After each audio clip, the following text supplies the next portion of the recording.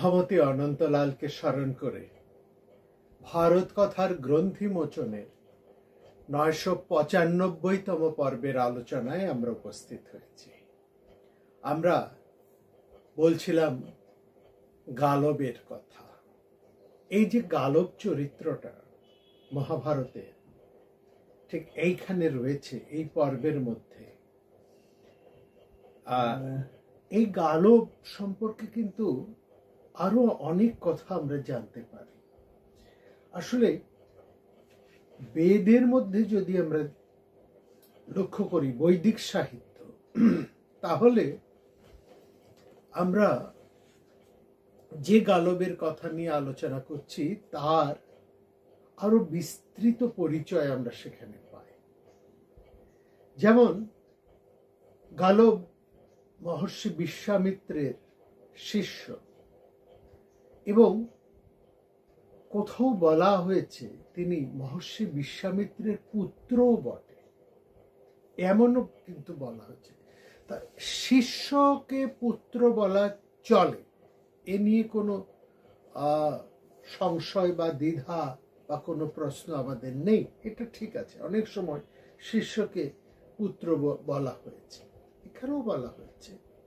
কিন্তু সেটা ছাড়াও গালবকে নিয়ে যে সমস্ত পরিচয় আমরা বৈদিক সাহিত্যের মধ্যে পাই এবং মহাভারতে, সেখান থেকে আমাদের কাছে বেশ কিছু তথ্য উঠে আসে। তথ্যগুলো হচ্ছে সেই সময়কার সামাজিক প্রেক্ষাপট এক, এবং সাধারণ একজন ঋষির জীবন কিরকম হতে পারে তার একটা নির্মম ছবিও কিন্তু এই গালব চরিত্রের মধ্যে দিয়ে আমরা পাই। এবং সেখানে বিশ্বামিত্রের মতন বড় ঋষি, যিনি গাধীর পুত্র, মহারাজ গাধীর পুত্র ছিলেন, পরবর্তী সময়ে তিনি ব্রাহ্মণত্ব লাভ করে ঋষি পদবাচ্য হয়ে উঠেছেন এবং ভারতবর্ষের অন্যতম একজন শ্রেষ্ঠ ঋষি। এবং বিশ্বামিত্র যার মন্ত্র উচ্চারণ করেই, যিনি সেই মন্ত্রের দ্রষ্টা, যে মন্ত্র উচ্চারণ করে একজন মানুষ ব্রাহ্মণত্ব লাভ করে, এমনই এক বিরাট ক্ষমতাবান ঋষি বিশ্বামিত্র। এমন হেনর বিশ্বামিত্রের মতন ঋষির যে কি অবস্থা হতে পারে দাঁড়ায় সামাজিক পরিস্থিতিটা, তার একটা পরিচয় আমরা এই গালবকে নিয়ে যখন কথাবার্তা বলছি, তার সম্পর্কে যখন আমরা বিভিন্ন জায়গায় তার তথ্য পাচ্ছি, বিশেষ করে যে কথাটা আমরা বললাম বৈদিক সাহিত্যের মধ্যে, সেখানে একটা নির্মম সামাজিক ছবিও কিন্তু আমাদের কাছে উঠে আসে। এই নির্মমতাটা কোন দৃষ্টিকোণ থেকে? সামাজিক প্রেক্ষাপট ছাড়াও ঋষিদের জীবনযাপনের মধ্যে যে একটা কাঠিন্য ছিল, এবং সেই জীবনযাত্রাটা যে খুব সহজ ছিল না, কত কষ্টকর জীবন তাদের ছিল, তারও ছবি পাওয়া যায়। এবং শুধু তাই নয়, এরকম বড় বড় ঋষিরা, অর্থাৎ বিশ্বামিত্রের মতন বড় ঋষি, তাকেও কেমন কঠিন পরিস্থিতির মধ্যে পড়তে হয়েছে তার পরিচয় মহাভারতে রয়েছে, বিভিন্ন বৈদিক সাহিত্যের মধ্যে রয়েছে। এই যে পরিস্থিতি, কঠিন পরিস্থিতির কথা বলছি, সেটা হচ্ছে একটা দুর্ভিক্ষ হাতে পড়লে একজন ঋষির কি অবস্থা হয় সংসার প্রতিপালনের ক্ষেত্রে। আর তিনি যদি স্বয়ং বিশ্বামিত্র হন, তাহলে অন্যান্যদের যে কি অবস্থা সেটা সহজেই অনুমেয়। বিশ্বামিত্রের মতন একজন বড় ঋষিকে যদি এরকম ভয়ঙ্কর পরিস্থিতির মধ্যে পড়তে হয়, তাহলে অন্যান্য সাধারণ গৃহস্থ বা অন্যান্য মুনি ঋষিদের বা সাধারণ মানুষদেরকে তাদের কি অবস্থা হয়েছিল বা হয়, সেটা বুঝতে বেশি অসুবিধা হয় না। আর গালবকের মধ্যে দিয়ে দেখুন, গালবকে বৈদিক সাহিত্যের মধ্যে তাকে দেখছি যে তিনি একজন বিখ্যাত বৈদিক ঋষি, এবং ঋগ্বেদের মধ্যে, বিশেষ করে ঋগ্বেদের মধ্যে মন্ত্রদ্রষ্টা ঋষি হিসেবে আমরা গালবের নাম সেখানে পাচ্ছি। হ্যাঁ, আরণ্যক এবং উপনিষদের মধ্যেও তাকে একজন বিশিষ্ট ঋষি হিসেবে পরিচয় দেওয়া হচ্ছে। আরণ্যক এবং বিভিন্ন উপনিষদের মধ্যেও গালবের নাম সেখানে রয়েছে এবং তিনি একজন সেখানেও বিশিষ্ট ঋষি বলেই তার পরিচয়। বৃহদারণ্যক উপনিষদ, সেখানে আমরা দেখছি গালবকে বলা হচ্ছে ব্রহ্মজ্ঞ ঋষি, অর্থাৎ গালবের ব্রহ্মজ্ঞান লাভ হয়েছে। সুতরাং গালব কোন সাধারণ যে কোনো ঋষি ছিল না। যে গালবের কথা আমরা বলছি সেটা গালবের একেবারে প্রথম জীবনের ঘটনা, একেবারে প্রথম জীবনের ঘটনা। তিনি বিশ্বামিত্রের শিষ্য ছিলেন এবং এতটাই প্রিয় ছিলেন যে আমরা অনেক বৈদিক সাহিত্যে বা বিভিন্ন পুরাণে অনেক জায়গাতেই তাকে আমরা বিশ্বামিত্রের পুত্র বলেও পরিচিত হতে দেখছি বা পরিচয় পাচ্ছি তাকে বিশ্বামিত্র। এবং ঐতরেয় ব্রাহ্মণে গালবের নাম আছে। নিরুক্তকার যাস্ক, তার নিরুক্তে গালবের নাম সেখানে তিনি উল্লেখ করেছেন। মহাভারতে খুব পরিষ্কার করে বলা হয়েছে গালব বিশ্বামিত্রের পুত্র।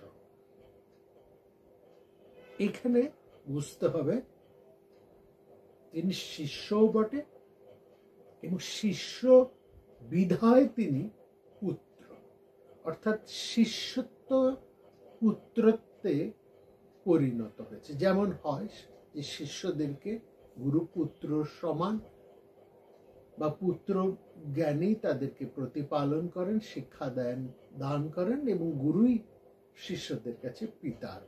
এই গুরু শিষ্যের মধ্যে পিতা পুত্রের একটা সম্পর্ক সেখানে রয়েছে। আর যেহেতু মহাভারতের মধ্যে বলা আছে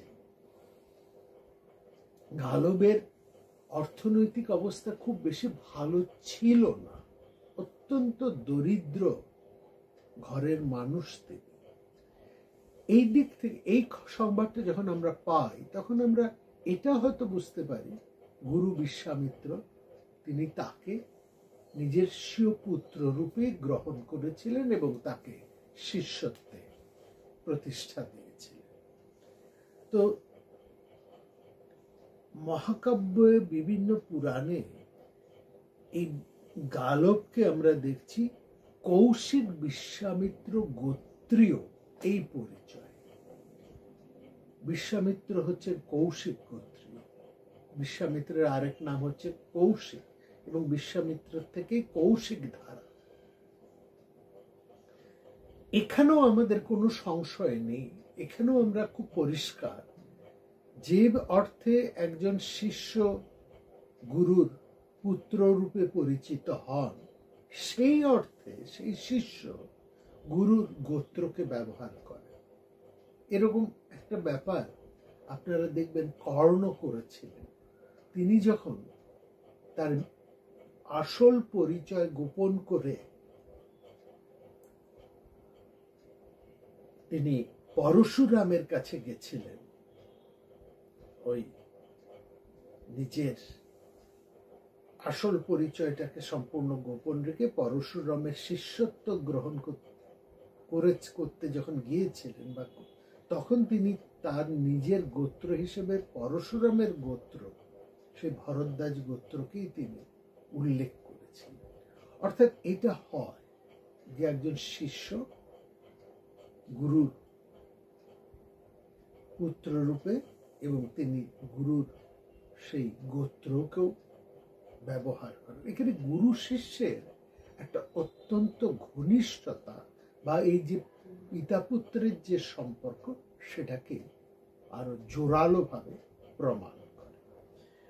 বিভিন্ন পুরাণে আমরা দেখছি, এই পুরাণ, বিভিন্ন পুরাণ মানে এখানে ভাগবত পুরাণ তো আছে, ব্রহ্মাণ্ড পুরাণ আছে, বায়ু পুরাণ আছে, দেবী ভাগবতের কথা বলছি, সেই সব জায়গায় একটা ভারতবর্ষে একসময় যে একটা ভয়ঙ্কর দুর্ভিক্ষ হয়েছিল তার বিবরণ রয়েছে, এবং এই দুর্ভিক্ষের মধ্যে পড়েছেন বিশ্বামিত্র। সেই কাহিনী মহাভারতে আছে, এবং সেই কাহিনী আমরা বর্ণনাও করেছি। এই শান্তি পর্বের মধ্যেই আমরা আলোচনা করেছি যে সেই দুর্ভিক্ষের মধ্যে পড়ে বিশ্বামিত্রের কি অবস্থা হয়েছিল, নিদারুণ অবস্থা হয়েছিল, এবং তিনি মানে খাদ্য অন্বেষণে কোথাও খাবার না পেয়ে সংসার প্রতিপালনের জন্য বা তার নিজের জঠর পূর্তির জন্য তিনি খাদ্যের অন্বেষণ করতে করতে শহর গ্রাম পার হয়ে একেবারে প্রত্যন্ত জায়গায় তিনি পৌঁছে গিয়েছেন, যেখানে সেই পল্লীতে তিনি পৌঁছে গিয়েছেন, সেই পাড়াতে পৌঁছে গিয়েছিলেন যেখানে এই চণ্ডালেরা বসবাস করে, অর্থাৎ একেবারে প্রান্ত দেশে।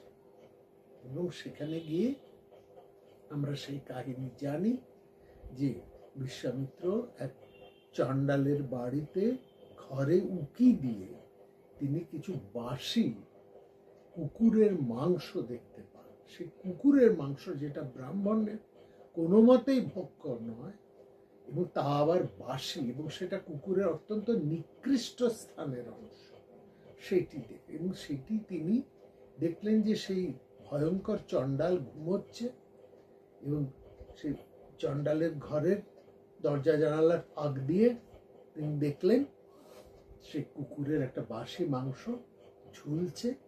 সেটাকে তিনি মনে মনে ঠিক করলেন ওটা চুরি করবেন, এবং সেটা চুরি করতে গিয়ে তিনি চণ্ডালের হাতে ধরা পড়েন। এবং তারপরে কি ঘটনা হয় এবং সেখান থেকে কোন সত্য উঠে আসে সেটা আমরা সবাই কম বেশি জানি, সেটা আমরা আলোচনা করেছি। অর্থাৎ ক্ষুধার সময় কোনো নিয়ম মানে, হ্যাঁ, ক্ষুধা হচ্ছে এমন একটা অবস্থা, অর্থাৎ আপদ ধর্ম, মহাভারতের এই শান্তি পর্বের যে আপদ ধর্ম পর্ব, আপদ অর্থাৎ বিপদকালীন, আপদকালীন অবস্থার মধ্যে সাধারণ নিয়ম প্রযোজ্য হয় না, এবং সেখানে এই কথাও উঠে এসছে যে প্রাণ বাঁচানোটাই হচ্ছে আসল। যে কোনো ভাবে আগে বাপু প্রাণ রক্ষা করো, প্রাণ যদি বাঁচে তাহলে তোমার ধর্ম, শিক্ষা, জাত, অন্যান্য কিছু সব রক্ষা পাবে। আর প্রাণ বাঁচলে তো বাপু অন্য কিছু বাঁচবে। অতএব যেমন করেই হোক প্রাণ বাঁচানোর জন্য তুমি যে কোনো উপায় নিতে পারো, হ্যাঁ, সেটা কেবলমাত্র আপদকালীন অবস্থায়, হ্যাঁ, অন্য স্বাভাবিক অবস্থায় কিন্তু এটা চলবে না। অর্থাৎ স্বাভাবিক অবস্থার নিয়ম এবং আপদকালীন অবস্থার নিয়ম সম্পূর্ণ বিপরীত। সেখানে আমরা এই ঘটনা দেখছি। সেটা তো আমরা দেখেছি বিশ্বামিত্র তিনি খাদ্য অন্বেষণে যাচ্ছেন, খাদ্য পাচ্ছেন না, ঘুরতে ঘুরতে একেবারে প্রত্যন্ত পল্লীতে গিয়ে তিনি ওই চণ্ডালের বাড়ির থেকে মাংস চুরি করতে গিয়ে ধরা পড়েছেন, এবং তারপর চণ্ডাল বিশ্বামিত্রের মধ্যে যে কথোপকথন হয়েছে এবং তার থেকে যে সত্য বেরিয়ে এসছে আপদকালীন ধর্মের মধ্যে, সেই আলোচনা আমরা বিস্তৃতভাবে করেছি। এটা তো গেল সেই ঘটনার একটা দিক। অর্থাৎ বিশ্বামিত্র বেরিয়েছেন খুঁজতে, কিন্তু বিশ্বামিত্রর বাকি পরিবারের লোকেরা, তাদের কি অবস্থা? কারণ বিশ্বামিত্র অনেক দিন ধরে খাদ্য খুঁজছে। এই জায়গাটা বিশ্বামিত্র কিন্তু একদিন বা কয়েক ঘন্টার জন্য বেরিয়েছেন তা নয়, তিনি অনেক দিন ধরেই খাদ্যের অন্বেষণ করছেন। বিশ্বামিত্রের ঘরে খাদ্য নেই, বিশ্বামিত্র অনেকদিন ঘরে অনুপস্থিত, তিনি খাদ্য সংগ্রহের একটা চেষ্টা করে যাচ্ছেন এবং বিফল হচ্ছেন, বারবার করতে করতে তিনি ওই রকম একটা জায়গায় গিয়ে পৌঁছেছেন। তাহলে কথা হলো, তার বাড়ির অবস্থা কি, সেটা কি অবস্থা, সেই কাহিনীটাও কিন্তু দেখা যাচ্ছে যে এইখানে এই পুরাণকারেরা এই দিকটা, অন্য পিঠের গল্পটাও তারা কিন্তু সেখানে বলছে, এবং সেটি ব্রহ্মাণ্ড পুরাণ বা দেবী ভাগবতের মধ্যে সেটি রয়েছে। মহাভারতের মধ্যে এই অংশটা নেই, কিন্তু তার বাদ বাকি বা বিস্তৃত অংশটা রয়েছে অন্যান্য পুরাণে। এখানে আপনাদের একটা কথা বলে রাখি, রামায়ণ মহাভারতের মতন মহাকাব্য, তারা একটা বিশাল বিস্তৃতি নিয়ে, একটা বিশাল পরিসর নিয়ে তারা কিন্তু তাদের কাহিনী বর্ণনা করে। সেখানে প্রধান প্রধান যে সমস্ত চরিত্র এবং প্রধান প্রধান যে সমস্ত ঘটনা এবং প্রধান ও উল্লেখযোগ্য যে সমস্ত ঘটনাগুলো, যেগুলো সবিশেষ গুরুত্বপূর্ণ, সেগুলোরই কেবলমাত্র উল্লেখ করা হয়, সবটা করা সম্ভব হয় না। ফলত অনেক সময় দেখি আমাদের একটা কথা এসে যায় কাব্যে উপেক্ষিত, বা এই কথাটার অর্ধেকটা আমরা পেলাম, বাকিটা কি হলো, কোথায় গেল, সেই দিকে কিন্তু মহাকবিদের দৃষ্টিদানের এতটুকু মাত্র সুযোগ বা সময় থাকে না। কারণ এটা ঠিক, যখন বড় একটা কাজ করা নিয়ে কোনো মানুষ নাবেন, একটা বড় কোনো স্পিয়ারে সে কাজ করতে নাবেন, সে কাজের পরিসর বা পরিধিটা যদি অনেক বড় হয়, তখন তার লক্ষ্য থাকে সেই কাজটাকেই একেবারে পাখির চোখ করে সেইটাকেই সম্পূর্ণ করার দিকে। তার আশেপাশে আর কি ঘটনা ঘটছে সেই বৃহত্তর পরিসরে বসে কিন্তু সব দিকে সমানভাবে লক্ষ্য করা যায় না, করা উচিত নয়, তাহলে আসল লক্ষ্য ব্যাহত হয়। সেখান থেকে আমাদের মহাকাব্যের মূল যে গতি সেটাও ব্যাহত হয়, সে একটা যে তার ছন্দ সেটা নষ্ট হয়।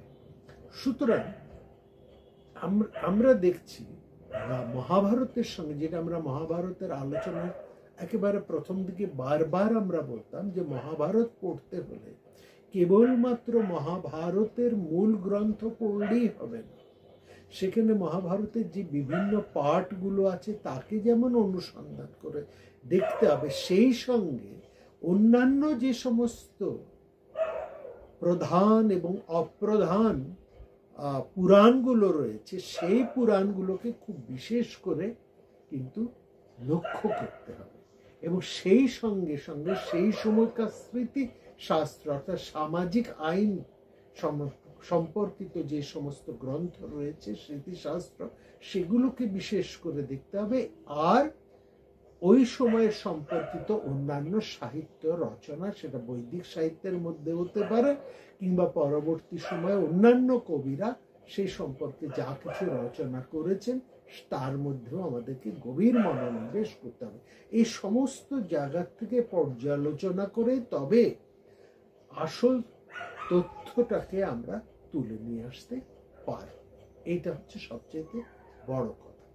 সুতরাং এই ঘটনার এক মূল দিকটা, অর্থাৎ মহাভারতের লক্ষ্য হচ্ছে যে আপদ ধর্ম সম্পর্কে মূল ভাবনাটি, আপদ ধর্মের সময় যে মূল কোনটা নিয়ে একজন মানুষ চলাচল করবে, মূল কোন কিসের ব্যাপারে সে ফোকাসটা হবে, বা আপদ ধর্মটা কি হবে, বিপদের সময় ধর্ম কোনটা হবে, সেটাই হচ্ছে মহাভারতের মূল ফোকাস। অর্থাৎ তিনি কেবলমাত্র বিশ্বামিত্রকে নিয়েছেন এবং তার আচরণ, তার থেকেই তিনি শুধুমাত্র সেখানে গ্রাহ্য করেছেন, আর বাদ বাকি অংশটাকে তিনি তেমন ভাবে নেন। কিন্তু অন্যান্য পুরাণরা পুরো ঘটনাটাকেই সেখানে তুলে ধরেছে, এবং তার থেকে আমরা এই ঘটনাটা পাই এই গালবের সূত্রে।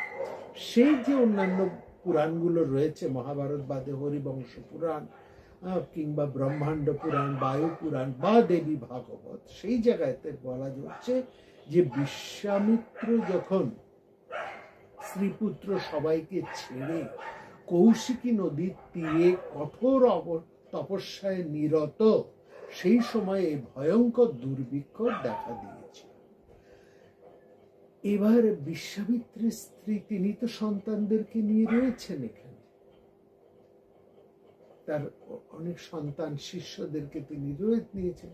বিশ্বামিত্র চলে গেছেন তপস্যা করতে, তিনিও ভীষণ অসহায় বোধ করলেন। কি করে তিনি তার এই সন্তানদের মুখে, শিষ্য প্রতিম সন্তানদের মুখে, নিজের সন্তানদের মুখে তিনি একটু খাদ্য তুলে দেবেন, এরকম একটা অবস্থায় তিনি কি করে তাদের ভরণ পোষণ করবেন, তিনি মহা দুশ্চিন্তায়, একটা অসহায়ের মধ্যে তিনি পড়ে গেলেন। এইভাবে তিনি ভাবতে ভাবতে একদিন কি করলেন, শেষ পর্যন্ত তিনি ঠিক করলেন একটি পুত্রকে তিনি বিক্রয় করে সেই অর্থে বাকিদের প্রতিপালন করবেন। কাকে তাহলে বিক্রি করা যায়? সেখানে আমরা দেখছি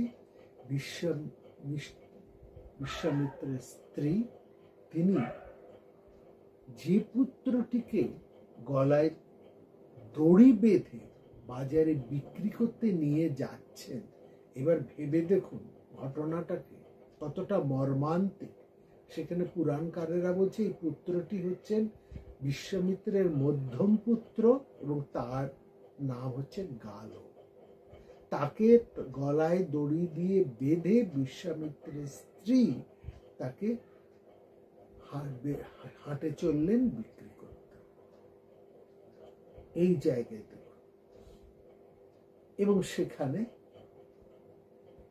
যখন তিনি যাচ্ছেন সেই সময় সেখানে ইক্ষ্বাকু বংশীয় একজন রাজা, রাজপুত্র, ইক্ষ্বাকু বংশীয় একজন রাজপুত্র যিনি সত্যব্রত যার নাম, তিনি চণ্ডালত্ব পেয়েছিলেন। তিনি কোন একটা অন্যায় কাজ করেছিলেন, তার ফলে তার চণ্ডাল অধোগতি হয়েছিল, চণ্ডালত্ব প্রাপ্ত হয়েছিলেন। তিনি প্রায় ওই ওরকম কাছাকাছি একটা জায়গায় বসবাস করছেন। তিনি যখন দেখছেন যে বিশ্বামিত্রের স্ত্রী তার সন্তানকে গলায় দড়ি দিয়ে এরকম ভাবে বেঁধে নিয়ে যাচ্ছেন, তিনি জিজ্ঞেস করছেন কোথায় যাচ্ছেন আপনি, আর একেই বা এরকম গলায় দড়ি দিয়ে কোথায় নিয়ে যাচ্ছেন। সমস্ত কথা শুনে, অর্থাৎ বিশ্বামিত্র স্ত্রীর অসহায়ত্বের কথা শুনে সে রাজপুত্র বললেন যে আপনি আপনার এই সন্তান পুত্রকে বিক্রি করবেন না, যতদিন না মহর্ষি বিশ্বামিত্র ফিরে আসছেন, আমি কথা দিচ্ছি ততদিন আপনাদের সমস্ত ভরণ পোষণের দায় আমার, আমি আপনাদেরকে অর্থ দিয়ে সাহায্য করব। বিশ্বামিত্রের আশ্বাস বাক্য শুনে বিশ্বামিত্রের পত্নী পুত্রকে সঙ্গে করে নিয়ে আশ্রমে ফিরে এলেন। কিন্তু এই যে গলায় দড়ি দিয়ে বেঁধে নিয়ে গেছিলেন, তিনি গালবের গলার থেকে দড়িটা খুলে দিলেন, ফলে কিন্তু সেই পুত্রের নামই হয়ে গেল গালব। এইখান থেকে নামটি হলো তার গালব। গালব শব্দের অর্থ হচ্ছে যার গলায় দড়ি বাঁধা। এইখান থেকে হয়েছে। এইখান থেকে কিছু কিছু প্রশ্ন উঠে আসে। হ্যাঁ, আমরা বললাম না যে এই যে কাহিনীটা মহাভারতের দি আদার মহাভারত, এটা হচ্ছে দ্য আদার মহাভারতের মধ্যে আরেকটি মহাভারত, যেখানে মহাভারত তার মূল বক্তব্য থেকে সরে এসে তার চারপাশে আর কি কি ঘটনা ঘটে চলেছে, সেই সময়কার সামাজিক অবস্থা এবং অন্যান্য মানুষের জীবনযাত্রা, সেটাও কিন্তু মহাভারতের এই ব্যাপারটি দি আদার মহাভারতের মধ্যে আমরা পাচ্ছি। এবং তার জন্য আমাদেরকে অন্যান্য পুরাণের একটু শরণাপন্ন হতে হচ্ছে। তবে এই ঘটনার মধ্যে থেকে দেখুন কিছু প্রশ্ন উঠে আসে। কি এখানে বলা হচ্ছে, এই পুরাণগুলোতে বলা হচ্ছে, এই যে গালব, যার অন্য কোনো নাম হয়তো ছিল, ওই গলায় দড়ি বেঁধে যখন বিশ্বামিত্রের স্ত্রী অর্থাৎ তার জননী তাকে হাটে বিক্রি করে নিয়ে যাচ্ছেন, তারপর থেকে তার নাম হয়ে গেল গালব। এটা তো আমরা জানলাম। এবং সেখানে পুরাণে বলা হচ্ছে তিনি হচ্ছেন মধ্যম পুত্র। যে প্রশ্নগুলো আমাদের মনে উঠে আসে খুব স্বাভাবিকভাবে, তার প্রথমটা হচ্ছে যে ইনি বিশ্বামিত্রের একমাত্র পুত্র নন, তার আগে বিশ্বামিত্রের পুত্র আছে এবং গালবের পরেও বিশ্বামিত্রের আরো পুত্র আছে। বিশ্বামিত্রের যে আরো অনেক পুত্র আছে এবং তার এক পুত্র যে মধুচ্ছন্দা, যিনিও একজন বিখ্যাত ঋষি এবং ঋগ্বেদের মধ্যে বেদের মধ্যে যার বহু অবদান রয়েছে, একজন মন্ত্রদ্রষ্টা বিখ্যাত ঋষি বিশ্বামিত্রের মতন। এই বিখ্যাত ঋষির নাম হচ্ছে মধুচ্ছন্দা। হ্যাঁ, তাহলে কি এই মধুছন্দা জ্যেষ্ঠ, গালব দ্বিতীয়? অর্থাৎ এইখান থেকে যে প্রশ্নটা আমাদের মধ্যে আরো কিছু স্পষ্ট করে উঠে আসে, যে ক্ষেত্রে আমরা দেখেছি গালব বিশ্বামিত্রের শিষ্য এবং তাকে পুত্র বলছেন, তার অর্থ এটাই, গালব বিশ্বামিত্রের ঔরসজাত পুত্র নয়। যে কথাটা আমরা প্রথমেই বলেছি, এটা এখানেও বোঝা যাচ্ছে যে গালব বিশ্বামিত্রের ঔরসজাত পুত্র নয়, কারণ গালবকে বাদ দিয়ে বিশ্বামিত্রের ঔরসজাত সন্তান ছিল। গালবকে পরে তিনি তার শিষ্য, অত্যন্ত মেধাবী ভালো ছাত্র হিসেবে, এবং যেহেতু গালব খুবই নিঃস্ব দরিদ্র ছিলেন, ফলত বিশ্বামিত্র তাকে তার সন্তান হিসেবে, হয়তো গালবের পিতা মাতাই নেই, অনাথকে, কিন্তু অত্যন্ত মেধাবী ছিলেন। মেধাবীতে তো আমরা বুঝতেই পারছি, তিনি বিভিন্ন জায়গায়, প্রথমে আমরা গালবের যে পরিচয় দিয়েছি, একজন মন্ত্রদ্রষ্টা ব্রহ্মজ্ঞ ঋষি, সুতরাং একজন ব্রহ্মজ্ঞ ঋষি তো আর যেমন তেমন হতে পারে না, একজন যেমন তেমন লোক তো আর ব্রহ্মজ্ঞ হয়ে উঠতে পারে না, শুধু তার মধ্যে একটা মেধা থাকবে। সেই মেধার পরিচয় বিশ্বামিত্র তাকে পেয়ে তাকে বিশ্বামিত্র আপন সন্তান হিসেবে গ্রহণ করেছে। এই অর্থে গালব বয়সের দিক থেকে তার অন্যান্য সন্তান দিতে তিনি হচ্ছেন তার দ্বিতীয় পুত্র। অর্থাৎ গালবকে সন্তান হিসেবে গ্রহণ করার পূর্বে বিশ্বামিত্রের একটি সন্তান ছিল, এবং গালবকে সন্তান হিসেবে গ্রহণ করার পরেও বিশ্বামিত্রের আরো সন্তান হয়েছিল। সেই অর্থে গালব হচ্ছে মধ্যম পুত্র। এটা হচ্ছে এক। এবং এখানে এইটা এতটা জোর দিয়ে আমরা কি করে বলতে পারি একটি আচরণের মধ্যে দিয়ে, যেটি বিশ্বামিত্রের নয়, বিশ্বামিত্রের স্ত্রী। কোন জননী, এটা বুঝবেন, যত বিপন্নতার মধ্যেই পড়ুক না কেন, তার সন্তানকে বিক্রি করাটা খুব সাধারণ ব্যাপার। যদিও এখনো ভারতবর্ষে বিভিন্ন এরকম অনুন্নত স্থানে, যেগুলো খুবই দুর্ভিক্ষ পরায়ণ জায়গা, বিশেষ করে উড়িষ্যা, মধ্যপ্রদেশ, এরকম তার কিছু ছত্তিশগড়ের এরকম বিভিন্ন জায়গায়, যেখানে যেমন কালাহান্ডির নাম আমরা খুব ভালো করে জানি, এরকম জায়গায় সন্তান বিক্রির একটা কথা আছে। সন্তান বিক্রির খবর এখনো খবরের কাগজে আমরা মাঝে মাঝে পাই না যে তা নয়, সেটা হয়। এখানে একটা প্রশ্ন হচ্ছে, বিশ্বামিত্রের স্ত্রী তার প্রথম পুত্রকে নয়, অন্য কোনো কনিষ্ঠ পুত্রকে নয়, মধ্যম পুত্রকে বিক্রি করতে নিয়ে যাচ্ছে। এটাও হয়তো হতে পারে, যেহেতু এই সন্তানটি তার গর্ভজাত নয়, ফলত তিনি গালবকে বিক্রি করতে নিয়ে যাচ্ছেন। এটাও হতে পারে। যাই কোনো হোক না কেন, ওর মধ্যে না গিয়ে আমরা এইটা দেখছি যে গালব এই ঘটনার মধ্যে দিয়ে আমরা বিশ্বামিত্রের সংসারে একটা কঠিন অথচ অত্যন্ত বাস্তব ছবি এবং সেকালের একটা সামাজিক পটচিত্র, একটা যদি হয়, মহা দুর্ভিক্ষ হয়, সেখানে বিশ্বামিত্রের মতো মানুষের যে কি অবস্থা দাঁড়ায় এবং তার পরিবার পরিজনের যে কি অবস্থা, তার একটা ভয়ঙ্কর বাস্তব চিত্র আমরা কিন্তু এখানে দেখলাম। এটা হচ্ছে গালবের ঘটনার মধ্যে। যাই হোক, আমরা এখানে দেখছি যে এবার যে কাহিনীটি আমরা এগোচ্ছি, সেটি আমরা আদি পর্ব থেকে এবার আমরা চলে এসেছি উদ্যোগ পর্বে।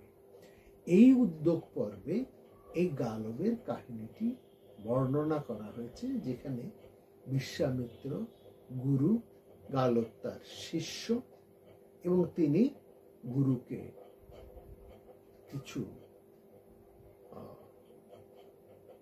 দান করতে চান, গুরুর ঋণ তিনি কিছু শোধ করতে গিয়ে গুরুকে তিনি কিছু দিতে চান, এবং এই যে দানের পুণ্যটি তিনি অর্জন করতে যান, এবং সেখানে আমরা গত পর্বে দেখেছি যে বারবার গুরুদক্ষিণার আগ্রহ দেখিয়ে চলেছেন গালব, এবং শেষমাস বিশ্বামিত্র বিরক্ত হয়ে তার কাছে চেয়ে বসলেন 800 ঘোড়া, যে সে ঘোড়া নয়, তার একটি কান সাদা, একটি কান কালো, এবং তার শরীর অত্যন্ত উন্নত, অর্থাৎ উন্নত ধরনের বেশ কিছু রেয়ার এবং অত্যন্ত দামি ঘোড়া তিনি চেয়ে বসলেন, এবং সেটাও একটি দুটি নয়, 800 ঘোড়া।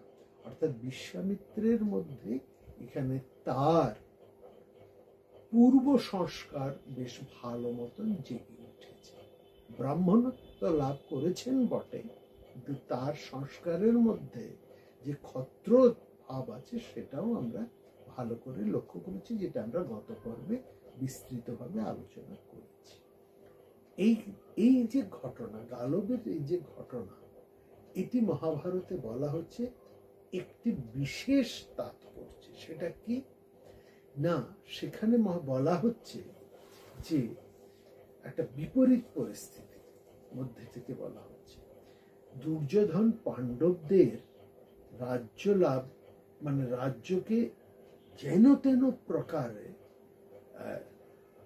ছিনিয়ে নেবার জন্য অত্যন্ত উঠে পড়ে লেগেছে, এবং তার মানে যে কোনো উপায় হোক তিনি পাণ্ডবদেরকে রাজ্য ছাড়া করবেন। তাদের সেই ঐশ্বর্য, ইন্দ্রপ্রস্থের ঐশ্বর্য, তাদের প্রতিপত্তি, তাদের সম্মান, তাদের ঐশ্বর্য, এইসব দেখে তার মাথা খারাপ হয়ে গেছে, এবং যে কোনো উপায়ে তিনি তাদের রাজ্যত্ব, তাদের সম্পদ একেবারে ছিনিয়ে নিতে অত্যন্ত আগ্রহী হচ্ছে। অত্যাগ্রহ ব্যাপারটা দাঁড়িয়ে গেছে, অতি আগ্রহ বা অত্যাগ্রহ।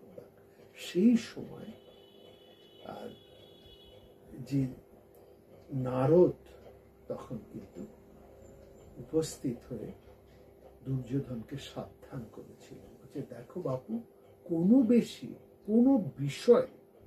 কোনো বিষয়ে অতি আগ্রহ থাকা ভালো, কিন্তু অত্যাগ্রহ মানুষের জীবনে, যে কোনো বিষয়ে যদি অত্যাগ্রহ ব্যাপারটা যে কোনো মানুষের জীবনে একটা দুর্বিষহ হয়ে উঠতে পারে, ভীষণ বিপদ হয়ে উঠতে পারে।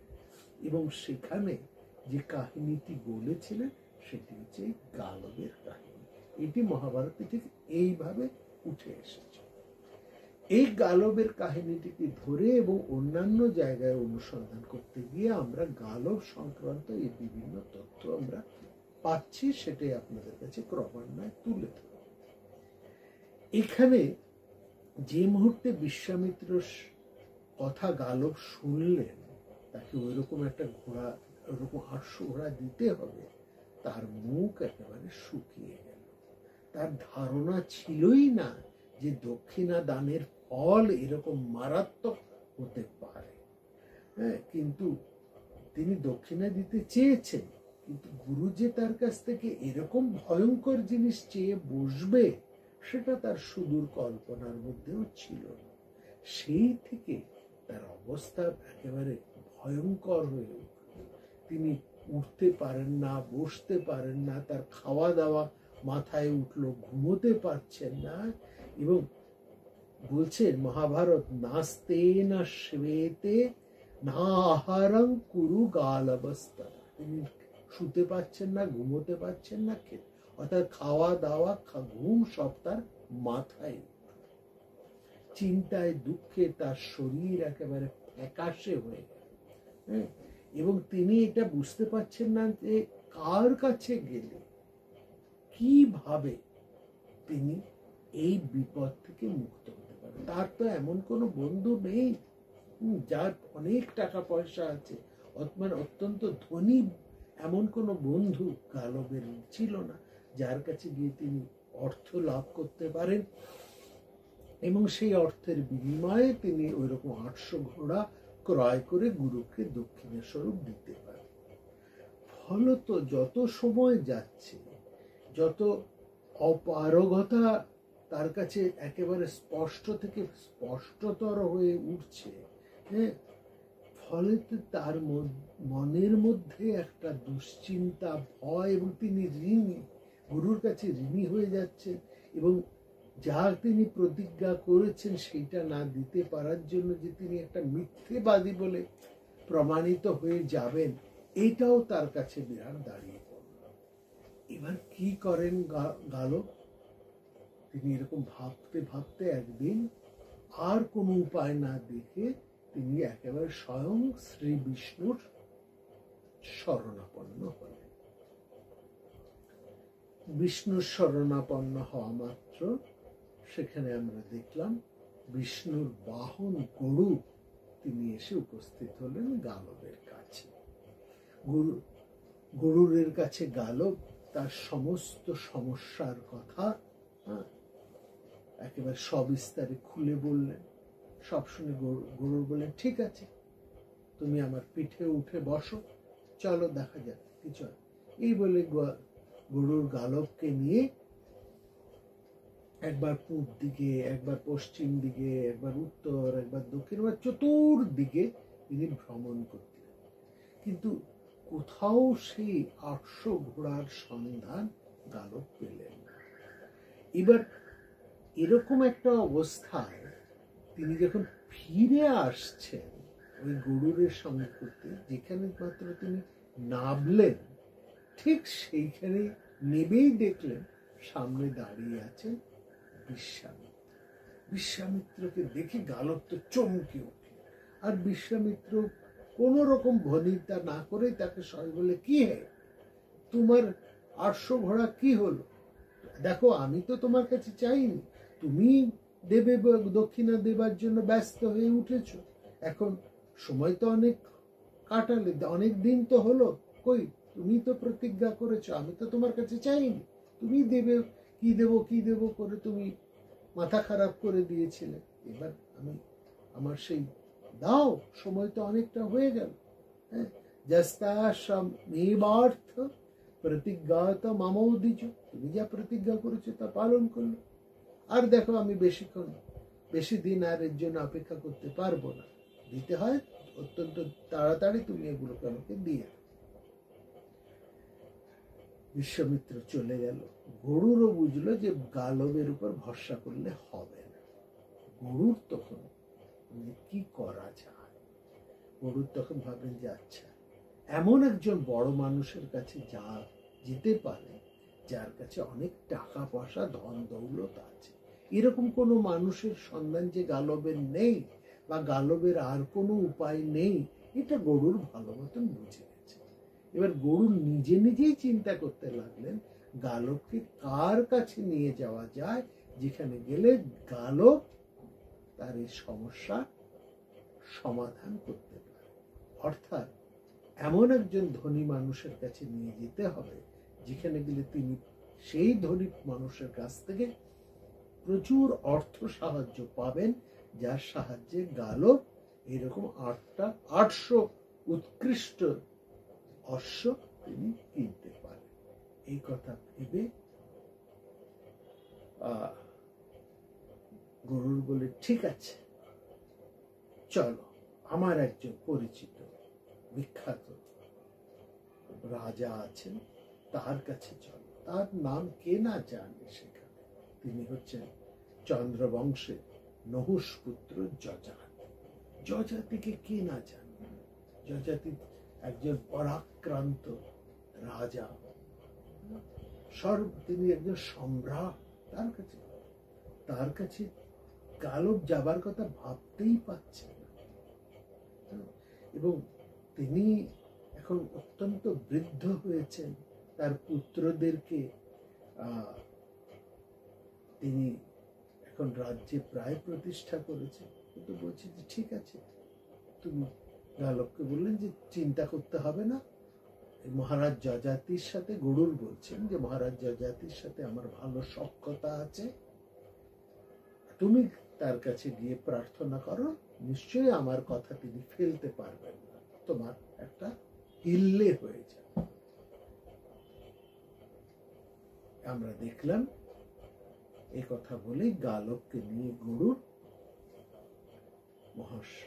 মহারাজ যযাতির কাছে উপস্থিত হলেন। যাবার সময় বললেন, দেখো আমিও বলবো, তুমিও বিস্তৃতভাবে তোমার সমস্যার কথা বলবে, আমার মনে হয় তিনি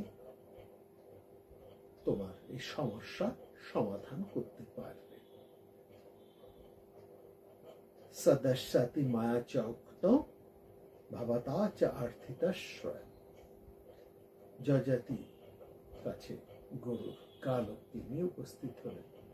গরু যযাতির পূর্ব পরিচিত এবং বন্ধু, তিনি স্বয়ং বিষ্ণুর বাহন। অনেক খাতির যত্ন আপ্যায়ন করে মহারাজ যযাতি গরুর এবং গালবকে তার সভায় এনে বসালেন। গালব গরুরও তারাও মহারাজ যযাতির অত্যন্ত প্রশংসা করলেন, খুব প্রশংসা করলেন গালব, কারণ গালবের তো কাজ উদ্ধার করতে হবে। যাই হোক, এবার গালব কিছু বলার আগে গরুর নিজে মহারাজ যযাতির কাছে গালবের এই সমস্ত ঘটনা জানিয়ে তার কাছে অর্থ প্রার্থনা করলেন, যে অর্থের মাধ্যমে গালব ওরকম 800 উৎকৃষ্ট অশ্ব কিনে তার গুরু ঋণ, গুরু দক্ষিণা শোধ করতে পারে। অর্থাৎ গালবের দুর্দশা, বিশ্বামিত্রের এরকম একটা খামখেয়ালি পানা চাওয়া এবং তার থেকে গালবের উদ্ধার, এর জন্য গরুর নিজেই গালবের হয়ে তার কাছে অর্থ প্রার্থনা করলেন। সব শুনে যযাতি একটু চুপ করে রইলেন। তারপরে একটু দুঃখিত অন্তরে বললেন, বন্ধু, আমার যে আগে যেরকম ধন সম্পত্তি ছিল তা তো আর এখন নেই। আমি মোটামুটি আমার সমস্ত ধন সম্পত্তি সবার মধ্যে বিলিয়ে দিয়েছি। তবে হ্যাঁ, যখন আমার কাছে কেউ প্রার্থী হয়ে এসে উপস্থিত হয়, তাকে তো আমি ফিরিয়ে দিতে পারি না। অর্থাৎ আমি যখন এসেছো তখন আমি দেখি তোমাদের একটা উপায়, কি উপায় তোমাদের চাহিদা আমি মেটাতে পারি। এখানে যযাতির যে চেহারাটা না, এটা অনেকটা আপনারা বুঝবেন ওই যে প্রাচীন জমিদারের মতো। তার কৌলিন্য আছে, অথচ তার অর্থ আর সেরকম ওই যে তার অবস্থা। ওই যে সত্যজিৎ রায়ের জলসাঘর, ওই জলসাঘরের যে বিশ্বম্ভর, তার যেরকম জমিদারি, তার সে আগের কৌলিন্য আছে, তার সে আগের দাপট আছে, কিন্তু তার অর্থের সার সেরকম আর নেই। তো সেরকমই অবস্থা হচ্ছে এই যযাতি।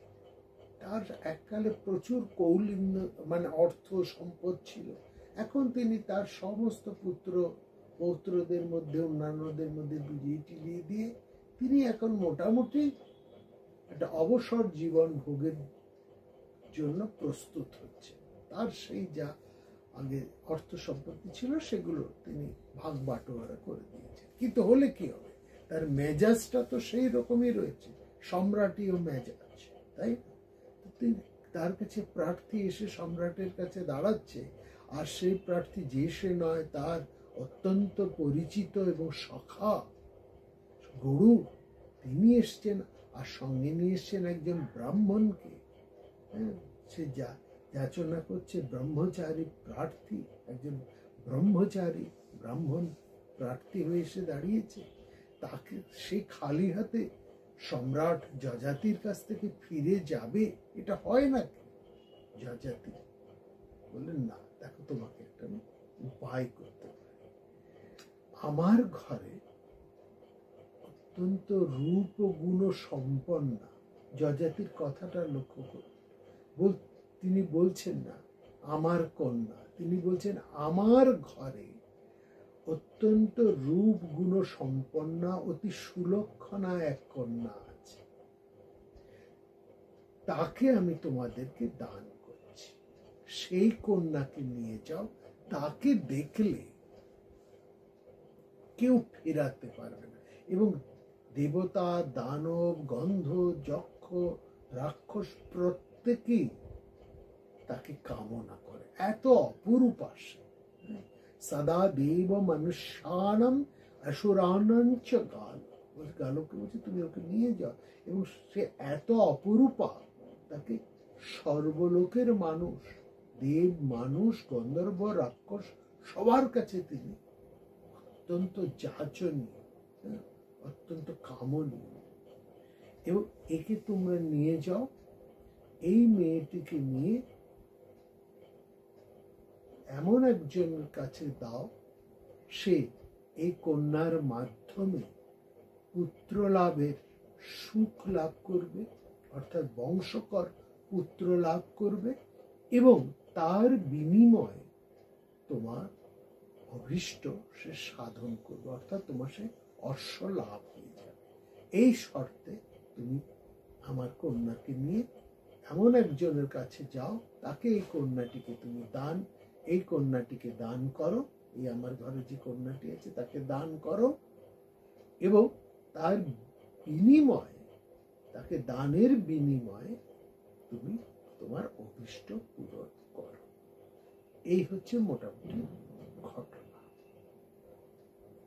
এবং সঙ্গে সঙ্গে আরো দুটি কথা বললেন যযাতি। বলছেন এই যে অপরূপা সুন্দরী যে কন্যা, তাকে পাওয়ার জন্য একজন রাজা এই ঘোড়া কেন, তার রাজত্ব পর্যন্ত তোমাকে দিয়ে দেবে। এতটাই অপরূপা এবং এতটাই কমনীয়া কন্যা, এতটাই কমনীয়া কন্যা। অতএব সেখানে ঘোড়ার কথা আর কি বিশেষ, তুমি নিশ্চিন্ত মনে এই কন্যাটিকে নিয়ে যাও। এর নাম মাধবী, একে দিয়ে তোমার অভীষ্ট পূরণ হবে। আর আমিও এই কন্যার মাধ্যমে দুই একটি নাতি, পৌত্র পৌত্রী আমি লাভ করবো। সভাবান প্রতিগৃহান্তু মামৈতাং মাধবীং সুতাং। যযাতির এই কথাটাকে আমরা আপনাদেরকে বিশেষভাবে লক্ষ্য করতে বলেছি। একে এই বলছেন এই কন্যার মাধ্যমে তুমি তোমার অভীষ্ট পূরণ হবে, এবং সেই সঙ্গে সঙ্গে আমি আমার এই কন্যা ঘরের দুই একটি বংশকর নাতি, পৌত্র পৌত্রীকে লাভ করব। আজকে এই পর্যন্ত। এর পরের ঘটনায় আসবো আমরা আগামী পর্বে। এখানে একটি কথা আমরা বলে রাখি, আমরা মূল ঘটনাকে আগে আপনাদের কাছে সংক্ষিপ্তভাবে তুলে ধরব, তারপরে আসবো তার তাৎপর্য। এই তাৎপর্যকে আমরা বিশ্লেষণ করব সে সময়ের দৃষ্টিভঙ্গিতে, আমরা বিশ্লেষণ করব মাধবীর দৃষ্টিভঙ্গি দিয়ে।